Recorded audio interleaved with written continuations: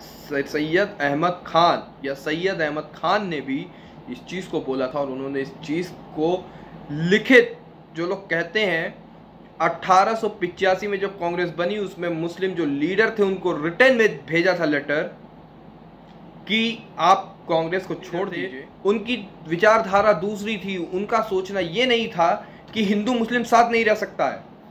उनका ये सोचना था कि 800 साल की हमने गुलामी कर ली, फिर हम 50-60 साल गुलामी कर चुके थे इनकी कंपनी की, और अब फिर से ये अंग्रेजों की गुलामी के लिए भारतीय अंग्रेज, चाहे किसान आंदोलन अभी हाल ही का ले लीजिए, गलत सही की विचारधारा अपनी तरफ, लेकिन वो विरोध हुआ और उसमें स्वीकृति सरकार ने दी, भले ही एक साल। ये था कि इंडियन एडमिनिस्ट्रेशन का जब एक इंक्वायरी होगी तो उसमें यह है कि कितने इंडियंस को प्रमोशन दिया जा सकता है, क्योंकि इंडियंस को प्रमोशन मिलना चाहिए, हायर रैंक्स मिलनी चाहिए। उनका ये मोटिव था। उनका ये मोटिव नहीं था कि इस कमीशन के थ्रू जो रिपोर्ट आएगी उससे हम आज़ादी के लिए लड़ेंगे, नहीं, प्रमोशन मिले, लोग अच्छी पोस्ट पे पहुंचे, लोग इंडिया जो हमारे लोगों की समस्याएं वो सुलझाएं, बस। नमस्कार, जय हिंद, वंदे मातरम। दोस्तों, एक बार आपका फिर से स्वागत है हमारे चैनल श्रुतिक पे। उम्मीद करते हैं आप सब लोग अच्छे से होंगे। और जैसे कि आप जानते हैं कि आज बुधवार का दिन है और आज के दिन हमारी द इंडिया फाइल्स का एपिसोड आता है। तो हम वापस आ चुके हैं और जैसे कि पिछले पार्ट में हमने बात की थी, हम इस बार भी द इंडियन नेशनल कांग्रेस पे बात करेंगे। कुछ लोगों के सवाल मेरे इंस्टाग्राम हैंडल पे आए कि आप इंडियन नेशनल कांग्रेस पे क्यों बना रहे हैं। तो ये आज़ादी का अमृत महोत्सव यानी कि 75वां साल है। तो मुझे लगा कि कुछ चीज़ें ऐसी हैं जिसके बारे में या तो झूठ फैलाया गया है, या आप कह सकते हैं कि हम लोगों को पता नहीं है, या हम लोगों ने पढ़ा ही है वो चीज़ें लेकिन हम वो चीज़ें भूलने के आदी हो गए हैं। तो उसके बारे में इसलिए बात करनी ज़रूरी है और इसलिए मैंने ये द इंडिया फाइल्स की पूरी सीरीज़ बना रहा हूँ। और इसमें कांग्रेस का एक बहुत इम्पॉर्टेंट रोल आता है, क्योंकि जब से क्रांति हो जाती है उसके बाद से, और गंगा जमुनी तहजीब जो सबसे ज़्यादा जिसको झंडा लेके चलने वाली कांग्रेस पार्टी ही बनी, सेकुलर वर्ल्ड घुसाने वाली, जो कि हमारे संविधान की आत्मा में घुसाया गया इमरजेंसी के दौरान, वो कांग्रेस नहीं किया। उसके बाद तो सबने झंडा बुलंद करके सब आगे बढ़े इसी चीज़ के लिए। तो उसकी सच्चाई बताने के लिए, गंगा जमुनी तहजीब की सच्चाई क्या है उसको बताने के लिए कांग्रेस के बारे में पता होना ज़रूरी है। और हमें काफ़ी अच्छा लगा, हमारी एक व्यूअर हैं कृतिका भट्ट करके, उन्होंने याद दिलाया कि हमने पिछली अपनी जो वीडियो डाली थी उसमें हमने सवाल नहीं दिया था, और हमने उससे पहले वाले में भी सवाल नहीं दिया था। और जो एक सवाल दिया था हमारे 11वें एपिसोड में, उसमें हम ये भूल गए थे कि 12वें में हमें उसका आंसर भी बताना था। तो आज उसका आंसर बता देते हैं।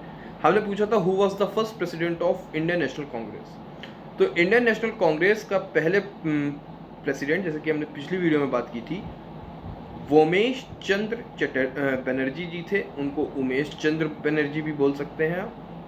और आज का सवाल ये है कि when was Bhagat Singh born, यानी कि भगत सिंह का जन्म कब हुआ था। तो इसका जवाब आप कमेंट्स बॉक्स सेक्शन में दीजिएगा। और अगर आप लोग पहली बार वीडियो देख रहे हैं जो लोग भी, और हमारी वीडियो पसंद आ रही है, तो प्लीज़ सब्सक्राइब कर लीजिएगा और लाइक का बटन दबा दीजिएगा। और अगर सब्सक्राइब करिएगा तो बेल आइकन दबाना बिल्कुल मत भूलिएगा, क्योंकि बेल आइकन आप नहीं दबाएंगे तो हमारी आने वाली वीडियोस की आपको नोटिफिकेशन टाइम पे नहीं मिलेगी। तो चलो वीडियो शुरू करते हैं।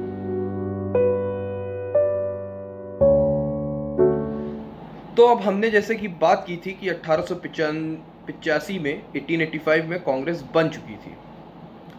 अब चालू फिर उनके क्या मोटिव रहे शुरुआती दौर में और क्या उन्होंने, अब हम स्टेप बाय स्टेप बात करेंगे। और पहले किसी भी पॉलिटिकल पार्टी जब बनी, क्योंकि उससे पहले हमारे पॉलिटिक्स की ऐसी कंसेप्ट नहीं थी, हमारे राजा महाराजाओं ने राज किया।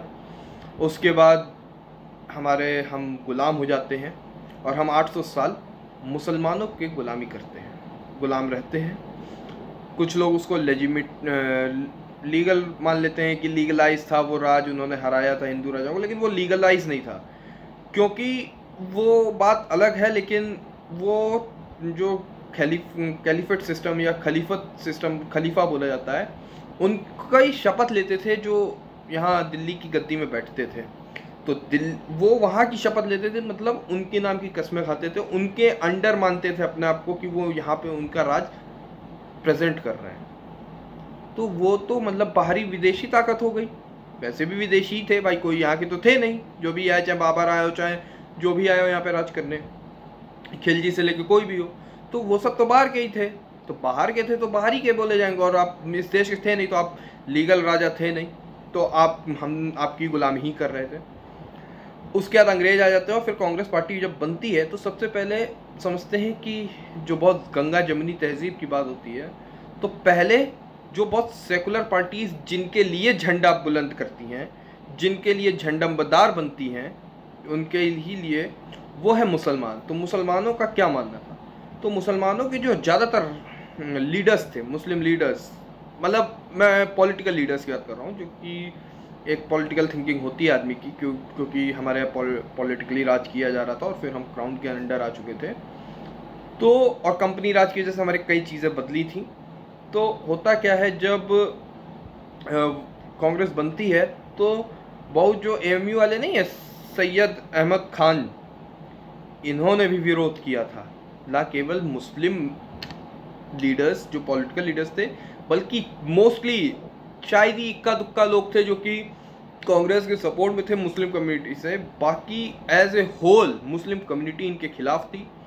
वो ये मानती थी कि ये अगर जो भी कांग्रेस में जाता है, कांग्रेस की जो भी मेंबरशिप लेता है, जो भी कांग्रेस का सदस्यता लेता है या सदस्य बनता है, वो हिंदुओं के नीचे काम करने पे तैयार है, वो हिंदुओं का गुलाम बनने जा रहा है। सैयद अहमद खान ने भी इस चीज़ को बोला था और उन्होंने इस चीज़ को लिखित, जो लोग कहते हैं 1885 में जब कांग्रेस बनी, उसमें मुस्लिम जो लीडर थे उनको रिटर्न में भेजा था लेटर कि आप कांग्रेस को छोड़ दीजिए, और क्योंकि हिंदू मुस्लिम एक साथ नहीं रह सकते।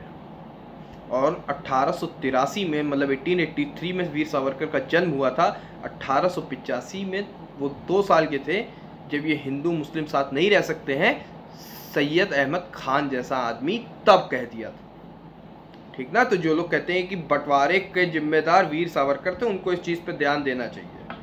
दूसरी बात करते हैं हिंदुओं के रिस्पॉन्स की। हिंदुओं को कैसा लगा? तो हिंदुओं का ये नहीं था कि हिंदू मुस्लिम एक साथ नहीं रह सकते हैं, या वो, उनकी चिंताएं दूसरी थीं।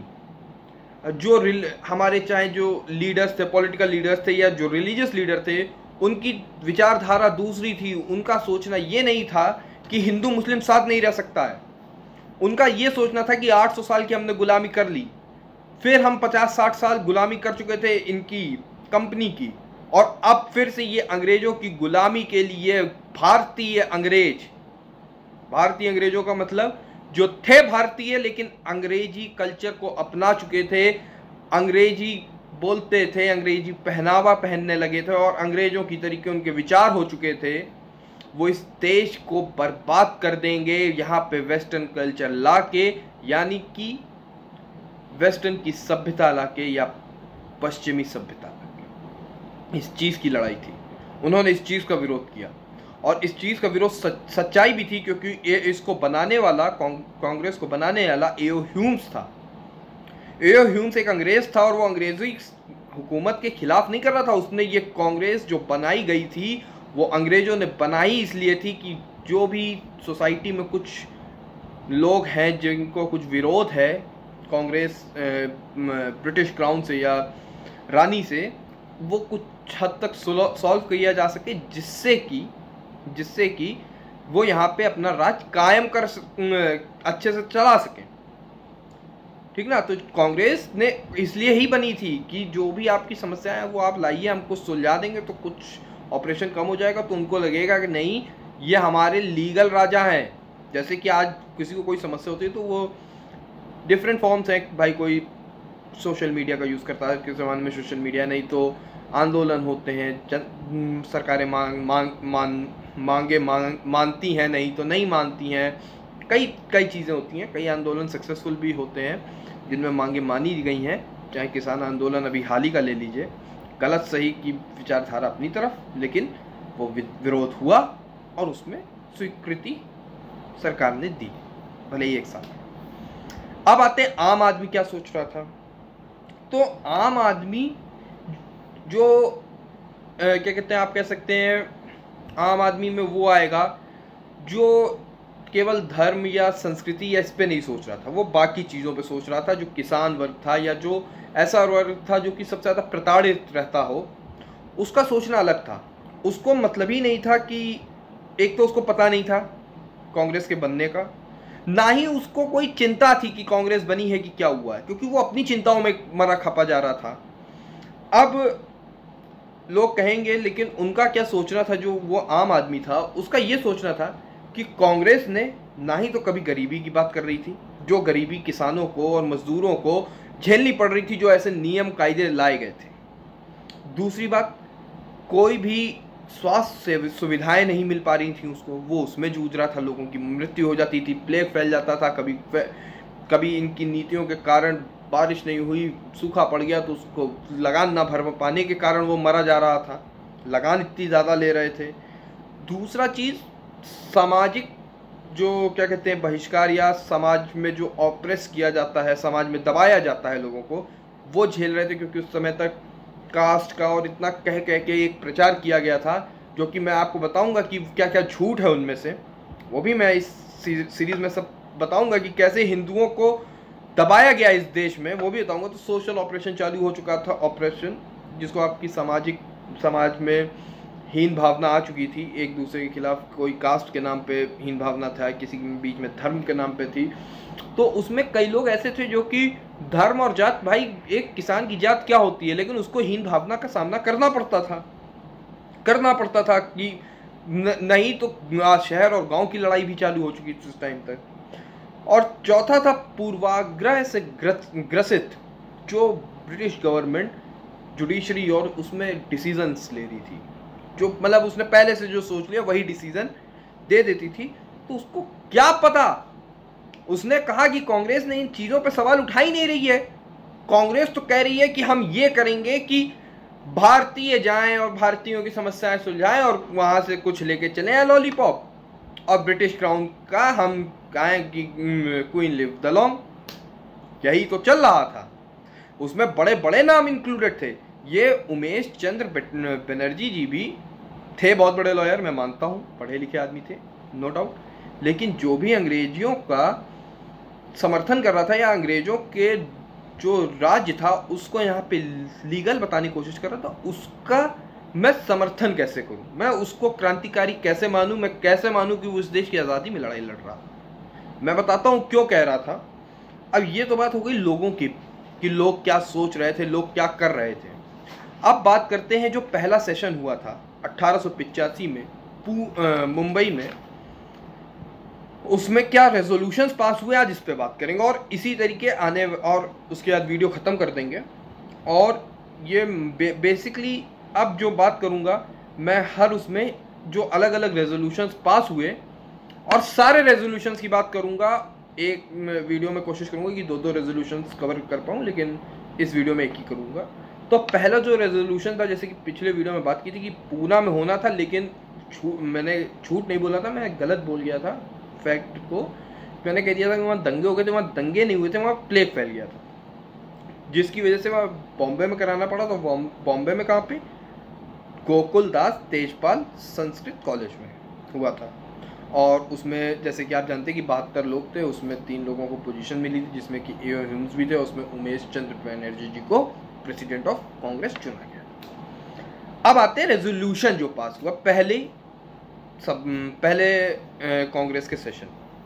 तो पहला जो रेजोल्यूशन पास होते हैं, जो रेजोल्यूशंस के जो पॉइंट्स थे, उसमें था कि एक रॉयल कमीशन बनवाया जाए जो कि इन्वेस्टिगेट करेगा फंक्शनिंग, मतलब जो काम किस तरीके से करा जाता है इंडियन एडमिनिस्ट्रेशन का।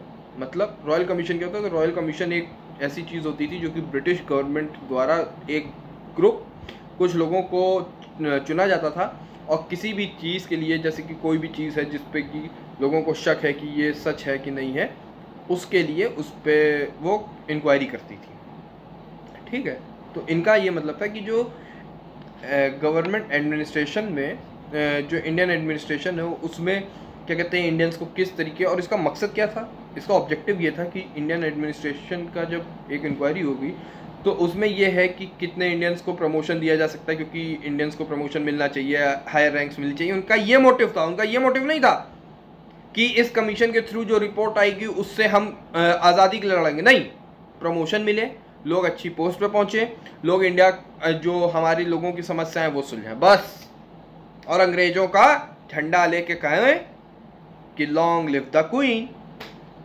दूसरा, जो Indian council of secretary of state of India था, मतलब उतने समय में क्या होता था कि ये एक स्टेट था, तो आज के समय में जैसे गवर्नर होते हैं उस टाइम में secretary of state of India बनाया जाता था। तो वो आते थे, वो एक तरीके से क्राउन और वहाँ उसको ब्रिटिश राज को रिप्रेजेंट करने के लिए वो यहाँ पे हेड ऑफ द, तो उनकी एक काउंसिल बनाई जाती थी। उस समय में केवल ब्रिटिशर्स होते थे, क्योंकि उस समय में हम लोग पॉलिटिकली हम लोग को जाने अलाउड नहीं था।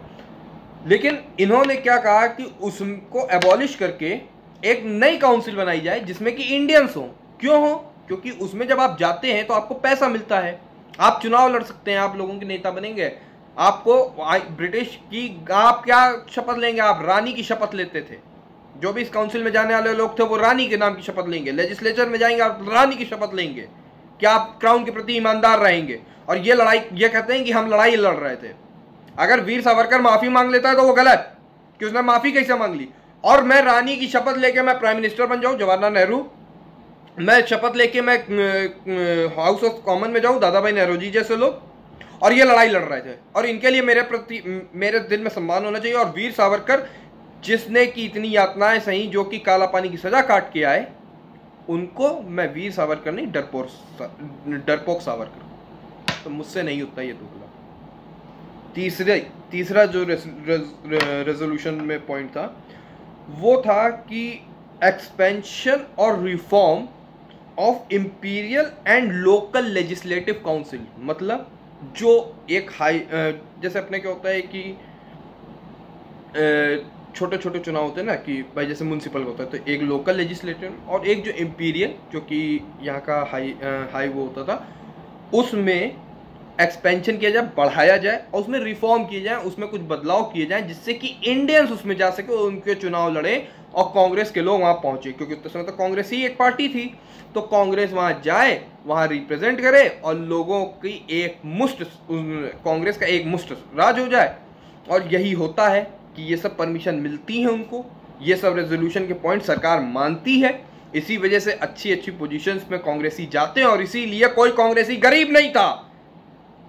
कांग्रेसी नेता इसीलिए जेल जाते थे तो उन्हें किताबें मिलती थी, वो अपनी किताबें लिखते थे, और ज्ञान बताया जाता है कि नेहरू जेल गए। अरे नेहरू गांधी जेल गए, सच्चाई, लेकिन उन्होंने कोई यातनाएं सही नहीं। यातनाएं किसने सही? भगत सिंह, राजगुरु, सुखदेव, ये थे सही में सहने वाले, जो वीर गति को प्राप्त हुए, जिन्होंने इस देश के लिए सर्वोच्च बलिदान दे दिया। वीर सावरकर, जिनको की 2 उम्र कैद हुई, और वो भी ऐसी वैसी जगह में नहीं, काला पानी की, कोलू की बैल के तरीके 3 साल उस आदमी ने चलाया है, तेल निकाला है, और उसके लिए कहते हैं कायर।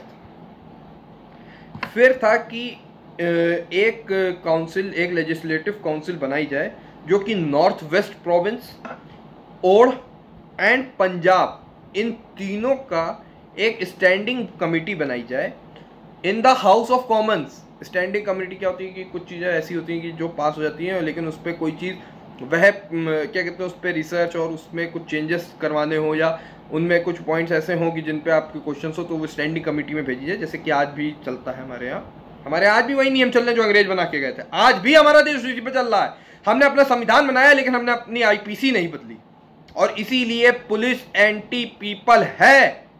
हमें IPC बदलनी चाहिए, लेकिन नहीं बदली हमने। हमें बदलने चाहिए थे नियम कायदे। हम आज भी वही नियम कायदे लेके चल रहे हैं जो अंग्रेज हमें दे के गए थे। और ये कांग्रेसी कहते हैं कि हमने सब कुछ दिया, रे तुमने कुछ नहीं दिया। तुमने संविधान तक अलग अलग देशों से कॉपी करके पेस्ट कर डाला, और कहते हो कि संविधान हमारा इतना महान है। अरे संविधान महान था तो ये देश आज दिन तक क्यों डेवलप नहीं हो पाया? हमसे पीछे था चाइना, बीमारू देश था, हम तो तब भी उससे अच्छी स्थिति में थे जब आज़ादी मिली थी, लेकिन वो डेवलप्ड हो गया और हम डेवलपिंग ही में रह गए। इसका जवाब कांग्रेसियों को देना चाहिए। उसके बाद था कि जो पब्लिक सर्विस एग्जामिनेशन है तो वो साइमल्टेनियसली मतलब एक साथ इंग्लैंड और इंडिया दोनों जगह पे होने चाहिए, और नंबर ऑफ सीट्स जो है कि वो थोड़ी बढ़ाई जानी चाहिए और इंडियंस को अच्छी पोस्ट पे जाने देना चाहिए इंडियन पब्लिक सर्विसेज में।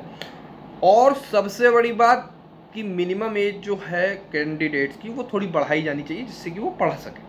चलिए अच्छा है कि लोग पढ़ सकेंगे, लेकिन वो पढ़ेंगे कहाँ? उसी अंग्रेजी कॉलेज और स्कूल्स में जहाँ पे अंग्रेज अपना ही इतिहास बताएंगे, अपना ही इतिहास पढ़ाएंगे, बच्चों को अंग्रेजी की ही तरफ खींचेंगे और अंग्रेजी कल्चर में ढाल देंगे। यही था। फिर उसके बाद था कि एक जो अच्छी चीज़ इस रेजोल्यूशन की मुझे लगी वो ये छठाई पॉइंट था कि जो मिलिट्री पे एक्सपेंडिचर हो रहा था उसको कम किया जाए। लेकिन क्यों कम किया जाए? उसके पीछे रीज़न दूसरा था कि आप मिलिट्री पे खर्चा करोगे, आप जितना सेना दिखाओगे तो लोग समझेंगे कि आप हम पे भरोसा नहीं करते, और आपको वो ये नहीं समझेंगे कि वो आप उनको सुरक्षा दे रहे हो, वो समझेंगे कि आप जो हो आप उनको दबाने के लिए सैनिक रखे हो। तो आप क्या करो, सबसे अच्छा आप सैनिकों पे थोड़ा कम खर्चा करिए, थोड़ा सा कम वो करिए, और आप ऐसा करिए कि लोगों को लगे कि आप उनके बारे में सोच रहे हो। तो जैसे कुछ फैक्ट्रीज और ये खोलिए, इंडस्ट्रियलाइजेशन करिए, आपको रॉ मटेरियल यहीं से मिल रहा है, आप रॉ मटेरियल उठाइए, इंडस्ट्रीज यहीं लगाइए, यहीं सामान बनाइए, यहाँ की मार्केट में बेचिए। 30 करोड़ लोग उस समय भी थे पॉपुलेशन के हिसाब से लगभग, तो उनके पास सस्ता सामान पहुँचेगा, वरना इंग्लैंड से आता तो सामान महंगा हो जाता है, गरीब जनता है खरीद, जैसा कि पिछले वीडियो में बताया। फिर एक और प्रोटेस्ट होता है, मतलब ये रेजोल्यूशन का पार्ट होता है कि हम प्रोटेस्ट करेंगे जो अपर बर्मा या म्यांमार जिसको बोलते हैं, क्योंकि म्यांमार 2 हिस्सों में है, और अभी जहाँ पे बात चल रही है कि वो वहाँ पे डैम बनाने की सोच रहे हैं, तो उसमें एक लोअर बर्मा बोला जाता है, अपर बर्मा म्यांमार का जो मेन हिस्सा था उसको इन्होंने कब्जा कर लिया था और इन्होंने इंडिया से अलग कर दिया था, वो भारत का ही पार्ट था। तो इनकी मांग ये थी कि उसका विरोध करेंगे और कहेंगे कि ये भारत में ही मिला के जो स्टेट ऑफ द क्या कहते हैं, जो secretary of state of India है वही उसको उसका भी सेक्रेटरी बनाया जाए और उसको इंडिया का पार्ट बनाया। बस क्यों? जिससे कि वो पूरा जो अखंड भारत था उस पे माना जाए कि इंग्लैंड का राज है और लेजिटिमेट राज है, मतलब लीगल राज है। केवल ये स्थापित करने की होड़ थी कांग्रेसियों में, केवल इस चीज की होड़ थी, और इसी के लिए हर कदम उठाया गया। इसी के साथ ये वीडियो आज की तो यहीं ख़त्म हुई। मैं आपसे एक रिक्वेस्ट करना चाहूँगा कि आप अगर कोई भी चीज़ पढ़ते हैं, चाहे आपका बच्चा पढ़ता है, आप अगर वीडियो देख रहे हैं और आप शादीशुदा हैं, आपका बच्चा पढ़ रहा है और कक्षा 4 या कक्षा 5 में है, तो उसके में इतिहास आ जाता है, क्लास 4 से हिस्ट्री आती है, उसको प्लीज़ केवल हिस्ट्री पढ़ाइए नहीं, हिस्ट्री समझाइए। जो टॉपिक्स छूट जाते हैं, जो टीचर्स छोड़ते हैं, जो टीचर कटवा देते हैं, उन टॉपिक्स को ज़रूर पढ़वाइए और आप भी पढ़िए और समझिए। आपकी जो भी मातृभाषा हो, इंग्लिश हो, हिंदी हो या तमिल हो, साउथ इंडियन, आपकी जो भी लैंग्वेज हो, आप जिस भी रीजन से इंडिया में बिलोंग करते हैं, आप उससे कहिए कि ये इंग्लिश में लिखा है, ये मुझे अपनी लैंग्वेज में ट्रांसलेशन करके बताओ अगर आपको इंग्लिश नहीं आती, और समझिए कि इतिहास में क्या हुआ है। केवल सुनी सुनाई बातों पर विश्वास मत करिए, क्योंकि वही जो टेक्स्ट कटवा दिया जाता है वो बहुत इंपॉर्टेंट होता है। इसी के साथ आपसे विदा लूँगा। अभी तक अगर आपने वीडियो को लाइक नहीं किया तो लाइक कर देना, चैनल को सब्सक्राइब नहीं किया तो सब्सक्राइब कर देना और बेल आइकन जरूर दबा लेना। इसी के साथ चलते हैं। जय हिंद, वंदे मातरम। अगली वीडियो में मिलेंगे।